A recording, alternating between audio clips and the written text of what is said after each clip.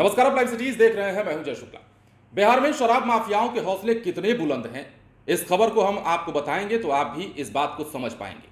बिहार में शराब माफिया इतने एक्टिव हैं और इतने पावरफुल हो चले हैं कि अब पुलिस को भी गाड़ी से रौंदने से नहीं हिचक रहे हैं। देखिए, खबर राजधानी पटना से, और राजधानी पटना के फुलवारी शरीफ में दरोगा पर गाड़ी चढ़ाने का प्रयास किया गया है। शराब माफिया के द्वारा गाड़ी से रौंदने की कोशिश की गई है। अगर दरोगा साहब कूद करके जान नहीं बचाते तो हो सकता था गाड़ी उन पर चढ़ा देते और उनकी जान चली गई होती।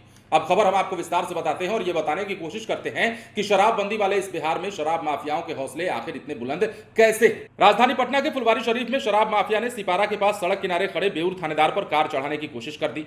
हालांकि थानेदार सड़क किनारे कूद गए और अपनी जान बचाई।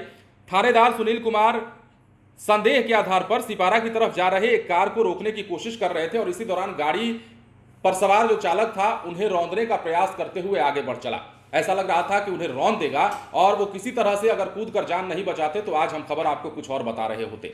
हालांकि इस घटना के बाद थानेदार ने आनन फानन में इस गाड़ी का पीछा किया। 500 मीटर दूर जाने के बाद चालक जो है गाड़ी छोड़कर फरार हो गया और जब गाड़ी की तलाशी ली गई तो क्या कुछ मिला आपको पता है, वो हम आपको बताते हैं। भीड़ भाड़ का फायदा उठाते हुए 500 मीटर दूर, जैसा कि हमने आपको बताया, माफिया जो है शराब माफिया गाड़ी छोड़कर फरार हुआ। कार की तलाशी ली गई तो 400 लीटर देसी शराब बरामद हुआ। बेऊर थानेदार सुनील कुमार ने कहा कि वाहन और शराब दोनों जब्त कर लिया गया है।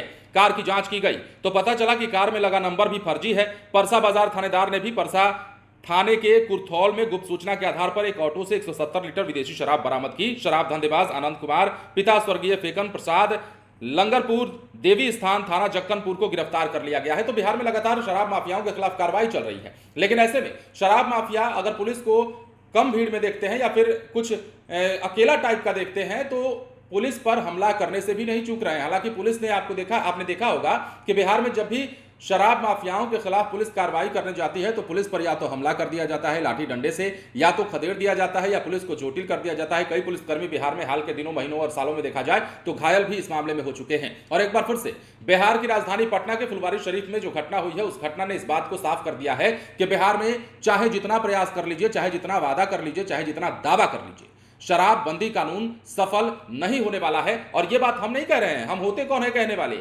ये तस्वीरें बताती हैं, ये खबरें बताती हैं कि बिहार में शराब माफियाओं के हौसले इतने बुलंद हो गए हैं कि पुलिस प्रशासन को भी जान से मारने से परहेज नहीं कर रहे हैं। और ऐसा ही हुआ होता फुलवारी शरीफ में अगर थानेदार साहब ने कूद कर अपनी जान नहीं बचाई होती। बेऊर थानेदार सुनील कुमार की बात माने तो उन्होंने कहा है कि गुप्त सूचना के आधार पर, हमें संदेह के आधार पर गाड़ी की तलाशी लेनी थी और इसीलिए हमने गाड़ी को रुकवाने का प्रयास किया था। लेकिन शराब माफिया कहां रुकने वाला था, वो गाड़ी को भगाते हुए थानेदार साहब को ऐसा लगा कि रौंदते हुए निकल जाएगा और थानेदार साहब को रौंदने ही वाला था कि उन्होंने कूद कर जान बचा ली।